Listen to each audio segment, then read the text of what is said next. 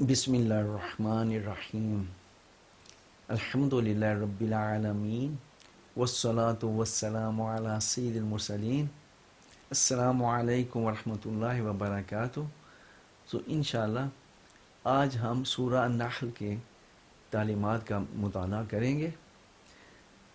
تو اس سورہ میں شروع کیا ہے اللہ تعالیٰ نے ایک اعلان سے، اور کفار کو بتایا ہے کہ اللہ کا فیصلہ آنے کو ہے، لہٰذا جلدی مت مچاؤ. تو جب سے رسول اکرم صلی اللہ علیہ وسلم نے دعوت دینی شروع کی تھی اور کفار نے سختی سے ان کی مخالفت شروع کر دی تھی، تو بار بار اللہ تعالیٰ نے ان کو بتا دیا تھا کہ اگر وہ رسول اکرم صلی اللہ علیہ وسلم پر ایمان نہیں لائیں گے تو ایک مہلت کے بعد وہ تباہ کر دیے جائیں گے، اور اس کے بعد قیامت کے روز ان کو شدید عذاب دیا جائے گا جس میں وہ پھر ہمیشہ کے لیے رہیں گے. تو یہ دونوں باتیں ان کو بار بار بتا دی گئی تھیں، ان کا اعلان کر دیا گیا تھا، لیکن وہ سمجھتے تھے کہ یہ خام خواہ ہمیں ڈرایا جا رہا ہے، حقیقت اس کی کچھ نہیں ہے. تو وہ رسول اکرم صلی اللہ علیہ وسلم سے کہتے تھے کہ لاؤ بھائی، وہ جو عذاب لانا تھا لاؤ، کرو ہمیں ہلاک. تو اس کا اللہ تعالیٰ نے جواب دیا ہے کہ تم جلدی مت مچاؤ. تم سمجھتے ہو کہ یہ کوئی مذاق کی بات ہے، یہ مذاق کی بات نہیں ہے. یہ جب آئے گا تو پھر تم پچھتاؤ گے، پھر تم کہو گے کہ ہمیں موقع دیا جائے، اور اس وقت کوئی موقع نہیں دیا جائے گا. اور جب تم آخرت میں پہنچو گے تو اس وقت چاہو گے کہ ہمیں واپس دنیا میں بھیج دیا جائے، اور تمہیں واپس دنیا میں نہیں بھیجا جائے گا. تو فکر نہ کرو، اگر تم نہیں سمجھتے، اگر تم اسی طرح انکار کیے چلے جا رہے ہو تو پھر اللہ کا عذاب آنے والا ہے، اس میں زیادہ دیر نہیں ہے، تمہیں بے تاب ہونے کی ضرورت نہیں ہے. تو اس میں یہ بات یاد رکھیے کہ جب جو پہلا عذاب دنیا کا عذاب ہے، اس سے صرف یہ مراد ہوتی ہے کہ ان کو ہلاک کر دیا گیا، اور ہلاک کرنے سے ان کا امتحان ختم ہو گیا. یعنی ان کو اللہ کے رسول نے ہر طرح سمجھایا، دین کی دعوت دی، قرآن کی آیات پڑھ پڑھ کے سنائی، ہر لحاظ سے ان کو توحید کی طرف لانے اور اسلام کی طرف لانے کی کوشش کی گئی، لیکن انہوں نے بالکل مان کر نہیں دیا. تو انہوں نے اپنی نالائکی ثابت کر دی. اب اس سے زیادہ ان کا امتحان دنیا کا جاری رکھنے کا کوئی فائدہ نہیں تھا، تو اس لیے اللہ تعالیٰ نے ان کو ہلاک کر دیا. اصل سزا کفار کی ہوگی آخرت میں، جب ان کو شدید آگ کا جہنم میں عذاب دیا جائے گا اور وہ اس میں ہمیشہ رہیں گے. تو قیامت کا جو عذاب ہے وہ بھی جلد ہوگا، اس لیے کہ جب انسان مر جاتا ہے تو اس کے بعد وقت اس کے لیے بے معنی ہو جاتا ہے. میں مادی ضروریات پوری کرنے کے ساتھ تمہاری ہدایت کی ضرورت کو نہیں بھول گیا، وہ بھی میں نے مہیا کی ہیں. تمہیں میں آزادی دی گئی تھی، لیکن آزادی کے ساتھ تمہیں ہدایت کی بھی ضرورت تھی، کیونکہ اگر تم اپنی آزادی خود اپنے طور پہ استعمال کر کے اپنے فیصلے کرو تو تمہارے فیصلے اچھے فیصلے نہیں ہوں گے، کیونکہ نہ تمہارے پاس کامل علم ہے، نہ تمہارے پاس کامل حکمت ہے. تو اس وجہ سے بہت سارے تمہارے فیصلے بالکل نقصان دہ ہوں گے، جو دنیا میں بدامنی اور ناانصافی اور ظلم اور تشدد اور کیاس اور تباہی پیدا کریں گے. تو لہٰذا تمہیں ہدایت دینے کے لیے اللہ تعالیٰ نے انتظام کیا کہ وہ رسول بھیجے گا، رسولوں کے ساتھ کتابیں بھیجے گا، اور وہ تمہیں سیدھا راستہ دکھائے گا، وہ درمیانی راستہ بتائے گا جس سے تم کامیاب ہو سکو اور اپنی منزل پہ پہنچ سکو. کیونکہ انسان اپنی عقل سے جتنے بھی راستے منتخب کرتا ہے، جتنے بھی وہ راستے بناتا ہے، وہ سارے ٹیڑھے راستے ہوتے ہیں، وہ منزل کی طرف لے کے نہیں جاتے، وہ اور مسائل پیدا کرتے ہیں. تو اللہ تعالیٰ تمہیں درمیانی راستہ بتاتا ہے جو تمہیں منزل کی طرف لے کے جائے، اور یہ اللہ نے اپنے اوپر ذمہ داری لی ہے. تو یہ ایک فیکٹ تھا جس کا اللہ تعالیٰ نے اظہار کیا اور کہا وَعَلَى اللَّهِ قَصْدُ السَّبِيلِ، کہ یہ درمیانی سیدھا راستہ بتانا یہ اللہ کی ذمہ داری ہے.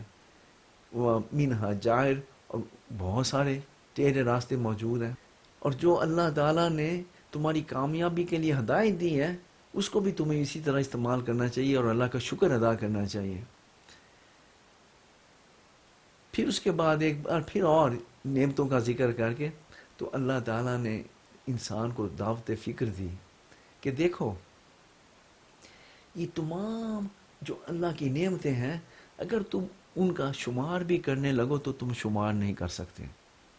اور یہ حقیقت ہے کہ انسان اگر بیٹھ جائے، جب سے اللہ تعالیٰ نے کائنات پیدا کی ہے وہاں سے لے کر آج تک انسانی ضروریات کے لیے جو چیزیں اللہ تعالیٰ نے مہیا کی ہیں اس کائنات میں، جو جو بھی ہماری ضرورت ہو اس وقت کی تھی، اللہ تعالیٰ نے اس کی ٹیک کیئر کیا ہے. تو یعنی وہ ہم بہت ساری ایسی چیزیں جن کا ہمیں معلوم بھی نہیں ہے، تو ہم اس کا حساب کیا کریں گے؟ تو وہ لسٹ بنانا بھی ہماری استطاعت سے باہر ہے. تو کیا پھر یہ حق نہیں اللہ تعالیٰ کا کہ ہم صرف اسی کی بندگی کریں، اسی کی اطاعت کریں، اسی کے غلام بنیں، اسی کی عبادت کریں، اسی کی پوجا پرستش کریں اور اسی سے دعائیں اور اپنی حاجتیں مانگیں؟ تو بدقسمتی سے لوگ ایسا نہیں کرتے، وہ شیطان کے بہکاوے میں آ جاتے ہیں اور وہ ادھر ادھر کے دروازوں پہ جانے لگتے ہیں، دوسری ہستیوں کو ڈھونڈنے لگتے ہیں جو ان کی ضروریات پوری کریں، حالانکہ ان کے پاس دینے کو کچھ بھی نہیں ہے. اور یہاں اللہ تعالیٰ خاص طور پر انسانوں کی بات کر رہا ہے، کیونکہ کچھ عام طور پہ جب اس قسم کی بات قرآن میں آتی ہے تو لوگ سمجھتے ہیں کہ شاید اللہ تعالیٰ صرف بتوں کی بات کر رہا ہے اور کہہ رہا ہے کہ بتوں کے پاس نہیں جانا چاہیے. اللہ تعالیٰ تو کہتا ہے کہ اللہ کی سوا کوئی بھی ہستی ہو، وہ پیغمبر ہوں، فرشتے ہوں، نبی ہوں، ولی ہوں، کوئی بھی ہوں، کسی کے پاس اللہ تعالیٰ ہمارا جانا گوارا نہیں کرتا. وہ کہتا ہے میرے پاس آؤ، میں سب کا خالق ہوں، میں تمہیں دوں گا. لیکن لوگ کیا کرتے ہیں؟ وہ جاتے ہیں کہ بھی کسی فلاں کی قبر پہ جا رہے ہیں، فلاں کی قبر پہ جا رہے ہیں، فلاں سے منتیں مانگ رہے ہیں، فلاں سے مرادیں مانگ رہے ہیں.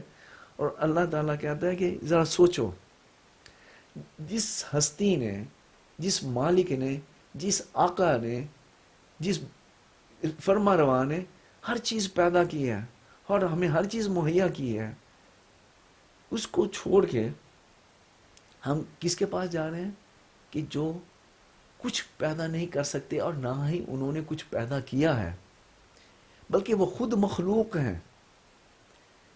اور نہ صرف مخلوق ہیں بلکہ وہ مر چکے ہیں، مردہ ہیں، اور ان کو اتنا بھی معلوم نہیں ہے کہ قیامت کب آئے گی اور وہ کب اٹھائے جائیں گے اور کب ان کا حشر نشر ہوگا. تو جب لوگوں کو توحید کی دعوت دی جاتی ہے تو بہت سارے لوگ آگے سے کٹ حجتی کرتے ہیں. وہ کہتے ہیں کہ اگر اللہ چاہتا تو ہم ایسا نہ کرتے، تو اس کا مطلب ہے کہ ہم جو کر رہے ہیں وہ ٹھیک ہے. وہ یہ بات بھول جاتے ہیں کہ اللہ تعالیٰ نے ہمیں اس دنیا میں آزادی عطا کی ہے، اس نے ہمیں آزادی دی ہے اور ہم اپنی آزادی سے فیصلہ کرتے ہیں. جو بھی فیصلہ کرتے ہیں، جو بھی ہمیں ایمان رکھنا ہے، جو بھی کرنا ہے، جس قسم کا عقیدہ رکھنا ہے، جس قسم کے نظریات رکھنا ہے، یہ ساری ہماری اپنی آزادی ہے. اور اللہ تعالی ہمیں ہدایت تو دیتا ہے، وہ یہ تو چاہتا ہے کہ ہم ہدایت قبول کر لیں، لیکن وہ ہمارے معاملات میں دخل اندازی نہیں کرتا. وہ تو قادر مطلق ہے، جو چاہے کر سکتا ہے، لیکن خود اس نے ہمیں آزادی دی ہے تو وہ اس ہماری آزادی میں مخیل نہیں ہوتا، اس کے اندر دخل اندازی نہیں کرتا. وہ ہم جو کرتے ہیں وہ کرنے دیتا ہے.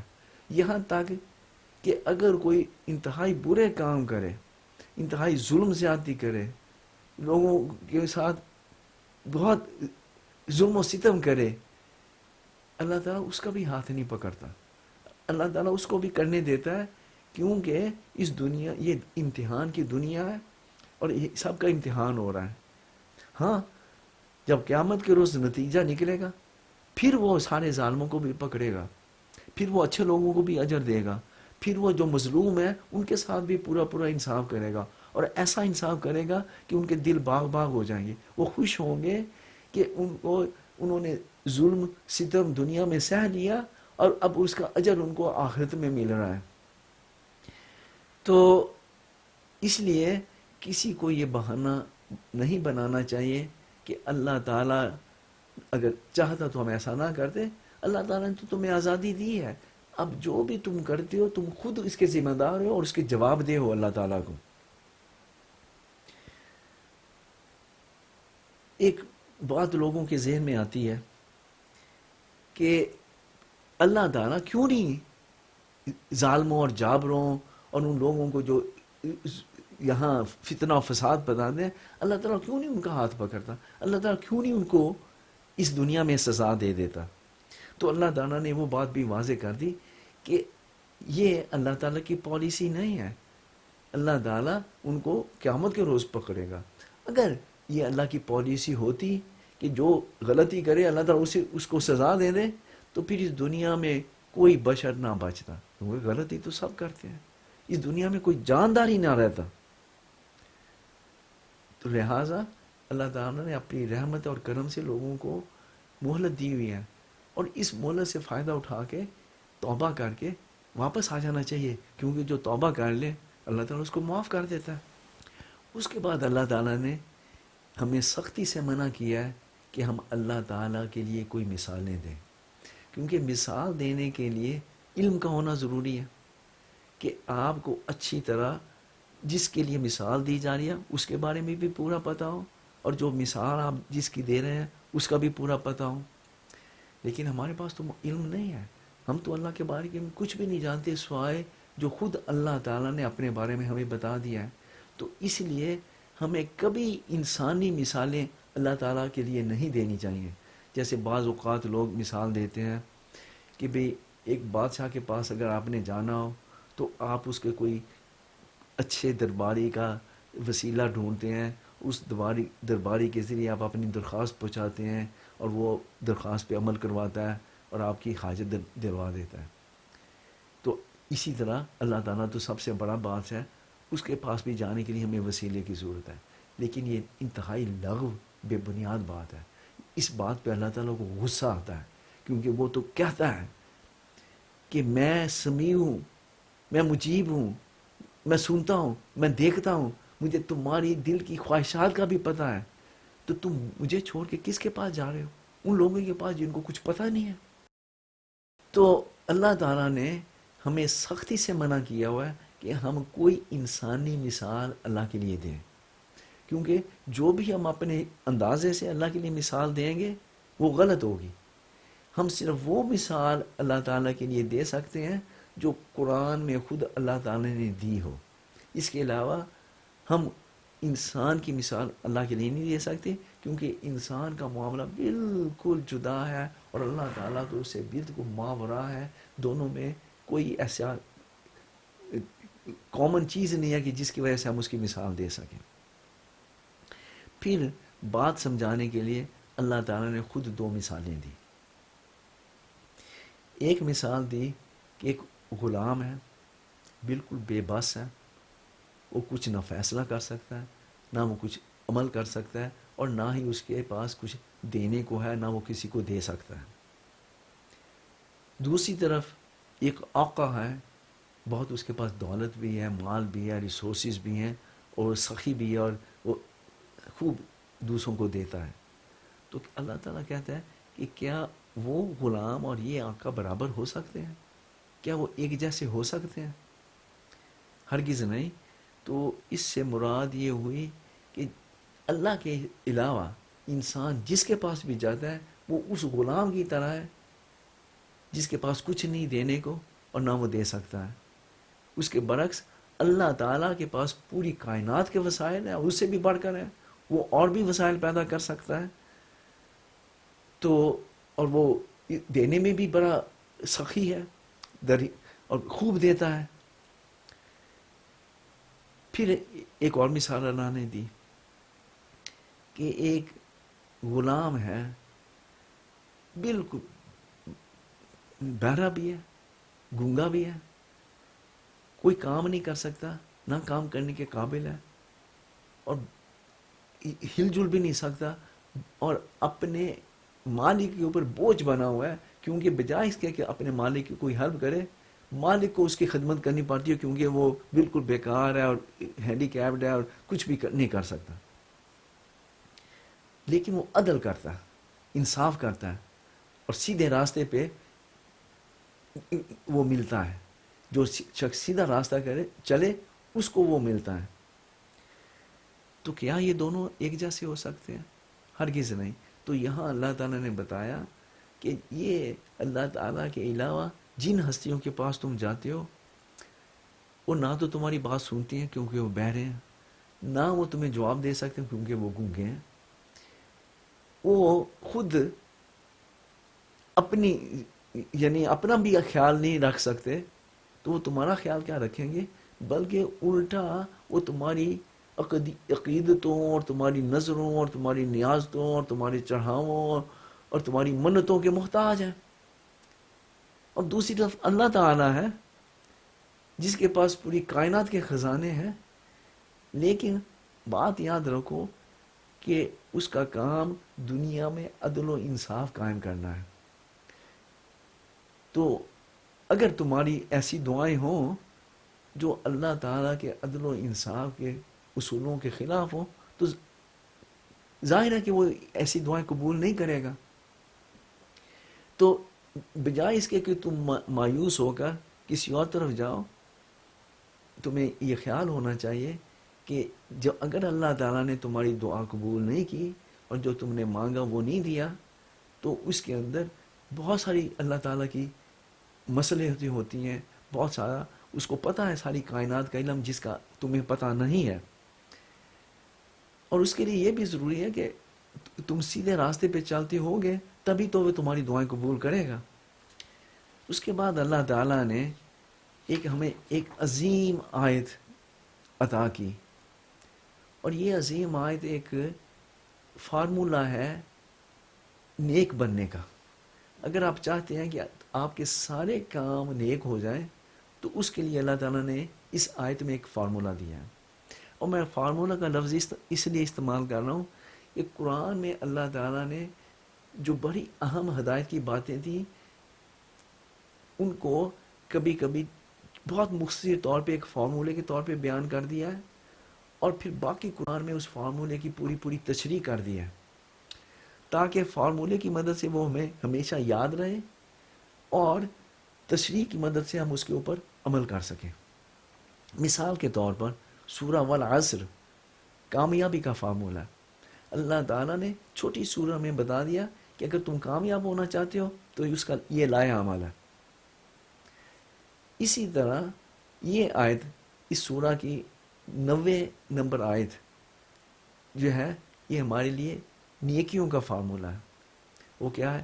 ان اللہ یامر بالعدل والاحسان وایتاء ذی القربى وینہی عن الفحشاء والمنکر والبغی یعظکم لعلکم تذکرون۔ اللہ یقیناً تمہیں حکم دیتا ہے عدل کا، احسان کا، قریبی لوگوں کو دینے کا، اور اللہ تعالیٰ تمہیں منع کرتا ہے فحشاء سے، منکر سے اور بغی سے۔ تو اللہ تعالیٰ حکم دیتا ہے عدل کا، اور اللہ تعالیٰ نے عدل کو عام رکھا ہے۔ اس کا مطلب یہ ہوا کہ جتنی بھی ہماری ایکٹیویٹیز ہیں اس دنیا میں، وہ ساری عدل پہ مبنی ہونی چاہیے۔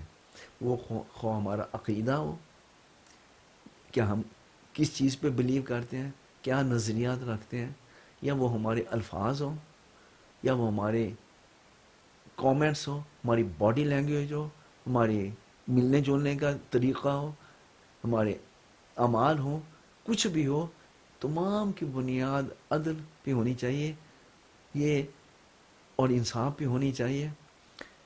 مثال کے طور پہ عقیدے اور نظریات کا انصاف کیا ہے کہ ہم اپنے مالک آقا اور اپنے رب کو اللہ سبحانہ و تعالیٰ کو اپنا واحد معبود مانیں, صرف وہی عبادت کے لائق ہے.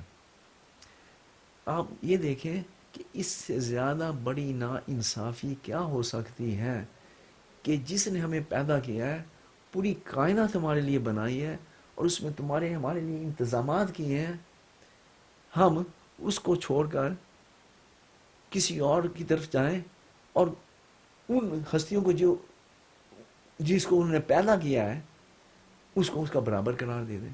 اس سے بڑھ کر ناانصافی کیا ہو سکتی ہے؟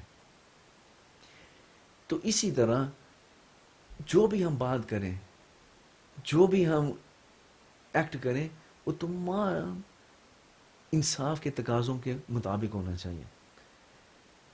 اور اگر ہم سب اس طرح انصاف سے دنیا میں زندگی گزارنے لگیں تو اب یہ دیکھیں کہ ہمارے معاشرے میں کی کیفیت کیا ہوگی. انصاف سے اس کے اوپر کیا اثر پڑے گا؟ سب سے بڑا اثر یہ پڑے گا کہ وہاں بالکل امن قائم ہو جائے گا. کیونکہ امن ڈسٹرب کب ہوتا ہے, امن کی خلاف ورزی کب ہوتی ہے, لڑائی جھگڑے کب ہوتے ہیں, جنگ و جدل کب ہوتی ہے, جب ایک شخص یا ایک قوم یا لوگ ایک دوسرے سے زیادتی کرتے ہیں, ناانصافی کرتے ہیں. تو جب انصاف قائم کر دیا جائے گا تو امن دنیا میں قائم ہو جائے گا. اس کے بعد اللہ نے حکم دیا احسان کا. احسان کیا ہے؟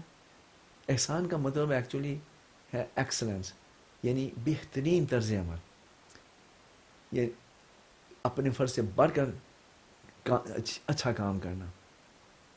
تو جب کوئی آپ سے زیادتی کر دیتا ہے تو آپ معاف کر دیتے ہیں. جب کوئی آپ سے کٹتا ہے تو آپ اس سے جڑتے ہیں. جب کوئی آپ کو محروم کرتا ہے آپ اسے عطا کرتے ہیں. جتنا فرض ہے آپ کے اوپر آپ اس سے بہتر کر کے دکھاتے ہیں. جتنی آپ کی ذمہ داری ہے آپ اسے بڑھ چڑھ کر حصہ لیتے ہیں اور بڑھ چڑھ کر کام کرتے ہیں. تو یہ عدل سے آگے بڑھ کر ایک سٹیپ آگے ہے کہ آپ نے ایکسلنس پرسو کی, آپ اپنا عمل کو بہترین بنانے کی کوشش کی. تو عدل سے تو معاشرے کے اندر انصاف قائم ہوا. یہ احسان سے اور یہ حسن عمل سے, یہ بہترین طرز عمل اختیار کرنے سے دنیا کے اندر, معاشرے کے اندر خوبصورتی آ گئی, اس کے اندر پیار محبت آ گئی, اس کے اندر اس قسم کا معاشرہ پیدا ہو گیا جو ایک دوسرے کا خیال رکھنے والے, ایک دوسرے کے لیے قربانی دینے والے, ایک دوسرے سے بڑھ چڑھ کر مدد کرنے والا. تو وہ بڑا خوبصورت معاشرہ بن جاتا ہے. تو عدل سے امن پیدا ہوتا ہے اور احسان سے حسن پیدا ہوتا ہے معاشرے کے اندر. تیسری بات اللہ تعالیٰ نے حکم دیا وَإِيتَاءِ ذِي الْقُرْبَى, کہ اپنے قریب کے لوگوں کو دینا. تو اس میں یہ اصل میں احسان کی فائنینشیل صورت ہے کہ مالی حالت میں آپ نے احسان کیسے کرنا ہے. کہ جو لوگ آپ کے قریب ہیں, اگر آپ کا معیار زندگی ان سے اونچا ہے تو آپ ان کے ساتھ کچھ شیئر کریں تاکہ وہ بھی آپ کے معیار زندگی کے قریب آ جائیں. یہ تیسری چیز ہے. تو ان تین احکام کے ذریعے اللہ تعالیٰ نے یعنی ہمیں نیکیوں کا دروازہ ہمارے سامنے کھول دیے کہ جو بھی ہم فیصلے کرتے ہیں, جو بھی ہم عمل کرتے ہیں, جو بھی اب ان تین اصولوں کی روشنی میں کریں گے تو وہ بہترین عمل ہوگا اور اللہ تعالیٰ کو پسند آنے والا ہوگا اور معاشرے کے اندر بہتری پیدا کرنے والا ہوگا, وہ نیکی کا عمل ہوگا. پھر اللہ تعالیٰ نے تین چیزوں سے روک دیا. وہ کون سی تین چیزیں؟ اللہ تعالیٰ نے فحشاء سے روکا. فحشاء کیا ہے؟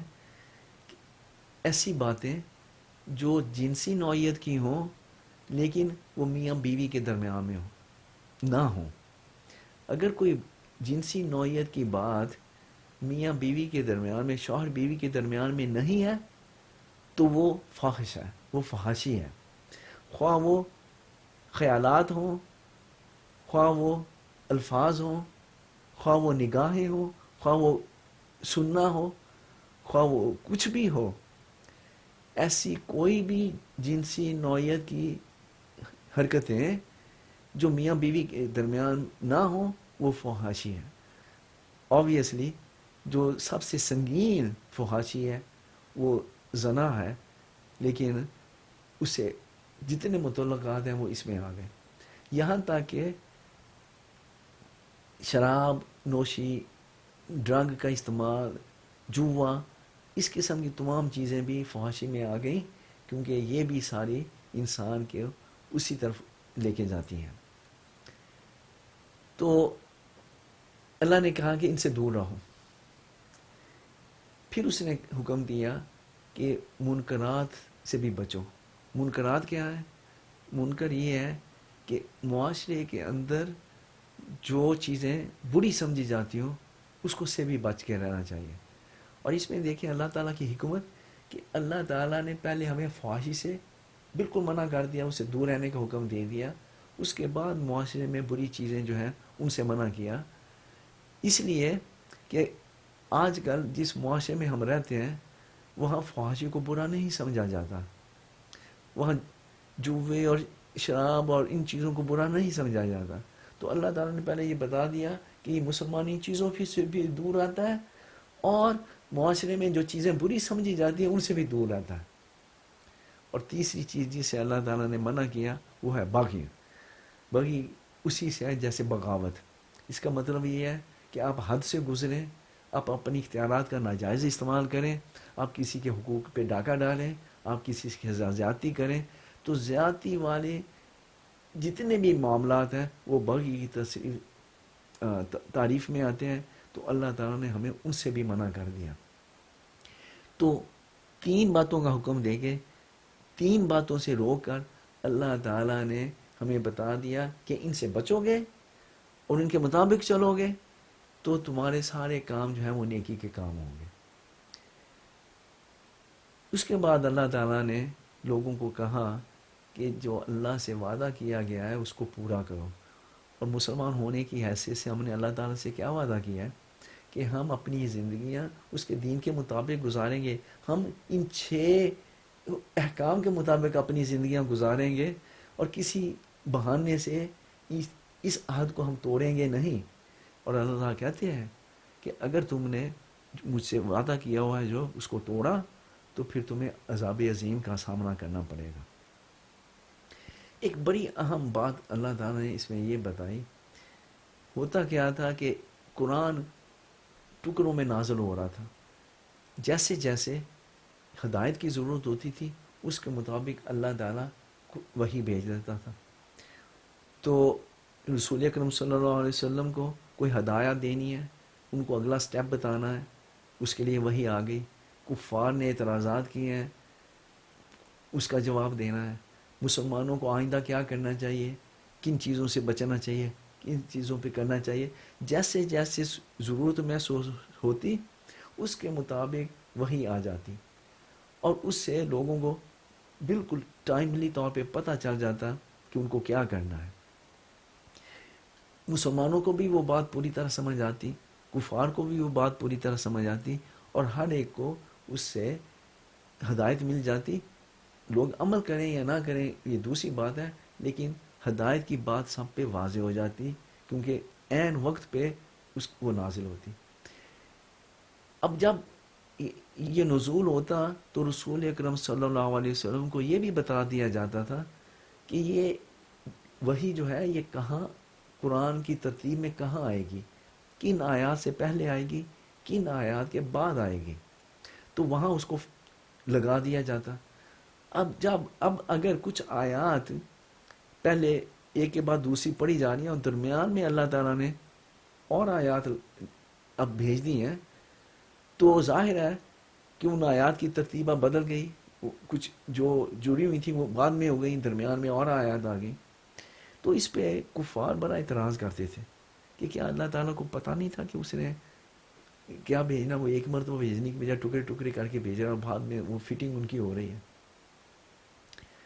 تو یہ بالکل نادان لوگوں کا اعتراض تھا جو سمجھنے کی صلاحیت نہیں رکھتے، وہ اس قسم کے اعتراضات کرتے ہیں. تو اللہ تعالیٰ نے بتایا کہ اس کے اندر حکمت یہ ہے کہ جوں قرآن نازل ہو رہا ہے اور اس کی ترتیب مکمل ہو رہی ہے، اس سے جو مسلمان ہیں ان کو بات اللہ تعالیٰ کے احکام کی سمجھ میں آ رہی ہے، وہ اس کو اپنا رہے ہیں، وہ اس کو یاد کر رہے ہیں، وہ اس کے مطابق اپنی زندگیاں گزار رہے ہیں، اور اس کو پوری طرح وہ ان کی زندگی کا حصہ بنتا جا رہا ہے. تو اس حکمت کے تحت اللہ تعالیٰ نے اس کو تھوڑا تھوڑا کر کے بھیجا تاکہ جوں آتا جائے لوگ اس کو سمجھتے جائیں، اپناتے جائیں، انٹرنلائز کرتے جائیں، عمل کرتے جائیں اور اس کے مطابق زندگی گزارتے جائیں. اس زمانے میں مسلمانوں پہ ظلم و ستم بہت ہو رہا تھا. اب اور کئی مرتبہ لوگ جو ہیں وہ ایسا بھی واقعات ہوئے کہ کسی نے اسلام کی سچائی دیکھ کے اس کو قبول کر لیا لیکن بعد میں اسے ہٹ گیا. تو اللہ تعالیٰ نے ایسے لوگوں کو سخت وعید دی کہ جو لوگ اسلام کی سچائی کو جان کر مان کر ایمان لا کے بعد میں اسے ہٹ جاتے ہیں تو اللہ تعالیٰ پھر ان سے سوچنے سمجھنے کی صلاحیت ہی سلب کر لیتا ہے اور ان کے عقل پہ ٹھپا لگا دیا جاتا ہے اور وہ آخرت میں انتہائی خسارے میں رہیں گے اور ان کے لیے سخت دردناک عذاب ہوگا. ہاں اگر کسی شخص کے اوپر اتنا ظلم و ستم کیا جائے کہ وہ بیچارہ ظلم سے کی وجہ سے اس کی زبان سے کچھ کفری الفاظ نکل جائیں، ان کے لیے معافی ہے کہ وہ اندر سے ان کا دل ایمان پہ مطمئن ہے، وہ پوری طرح ایمان کے اسلام کے قائل ہیں اور وہ نہیں چاہتے کفر اختیار کرنا، لیکن ظلم و ستم کی شدت میں ان کے منہ سے کوئی ایسے ناروا الفاظ نکل گئے تو ان کے لیے معافی ہے. لیکن جو دانستہ کرے تو وہ پھر عذاب کے لیے تیار ہے.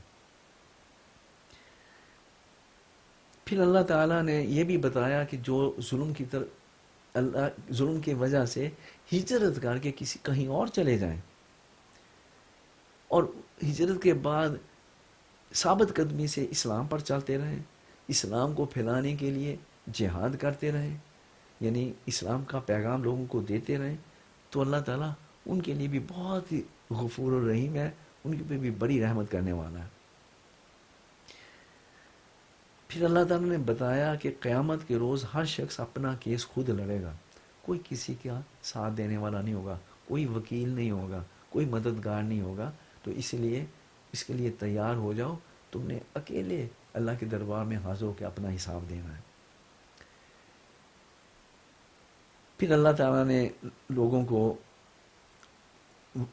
سمجھایا کہ وہ دین کی باتیں لوگوں کو حکمت کے ساتھ بتائیں، اچھے الفاظ میں بتائیں، ان کے ساتھ گرما گرم بحث مباحثہ مت کریں کہ وہ ڈیفینسو ہو کے اپنے اور بھی کفر کے اوپر جم جائیں، بلکہ عمدہ طریقے سے ان سے تبادلہ خیال کریں تاکہ ان کا ذہن کھلا رہے، وہ اس کے اوپر سوچیں. اور جو بدطینت لوگ ہوتے ہیں وہ مخالفت کریں تو ان کی مخالفت پہ غمگین ہونے کے بجائے صبر اور ثابت قدمی سے اپنا کام کرتے رہیں، کیونکہ اللہ تعالیٰ ان لوگوں کا ساتھ دیتا ہے جو تقوی کے مطابق زندگی گزارتے ہیں اور جو تقوی میں ایکسل کرنے کی کوشش کرتے ہیں، جو اس میں بہترین حد تک جانا چاہتے ہیں. لہٰذا ان کو کوششوں کا پھل ضرور ملتا ہے اور وہ اپنے مقصد میں کامیاب ہوتے ہیں. تو یہ تھی یاد دہانیاں سورہ النحل سے. اللہ تعالی ہمیں ان سب کے مطابق چلنے کی توفیق عطا فرمائے. السلام علیکم ورحمۃ اللہ وبرکاتہ.